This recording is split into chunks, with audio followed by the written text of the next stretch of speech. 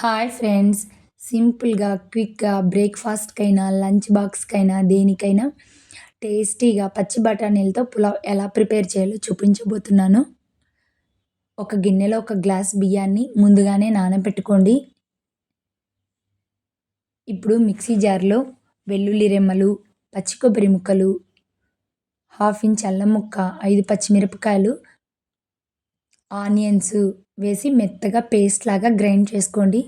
ఇప్పుడు ప్యాన్ పెట్టుకొని నెయ్యి అనేది వేసుకోండి. మీరు ఆయిల్ అయినా వేసుకోవచ్చండి. ఇలా నెయ్యితో పులావ్ చేసుకుంటే చాలా టేస్టీగా ఉంటుంది.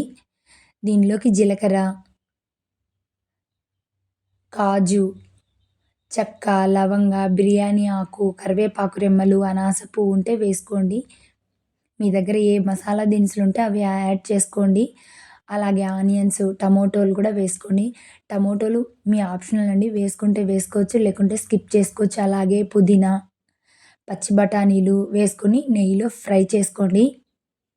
ఇవి ఫ్రై అయిన తర్వాత మనం ప్రిపేర్ చేసుకున్న మసాలా అనేది యాడ్ చేసుకొని పచ్చి వాసన పోయేంత వరకు ఆయిల్‌లో ఫ్రై చేసుకోండి.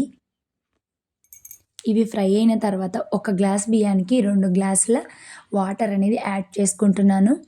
నానిన బియ్యం కూడా యాడ్ చేయండి. చివరిగా కొత్తిమీర, సాల్ట్ వేసి ఒకసారి తిప్పుకోండి. ఇలా కలిపిన తర్వాత కుక్కర్ క్లోజ్ చేసుకోండి.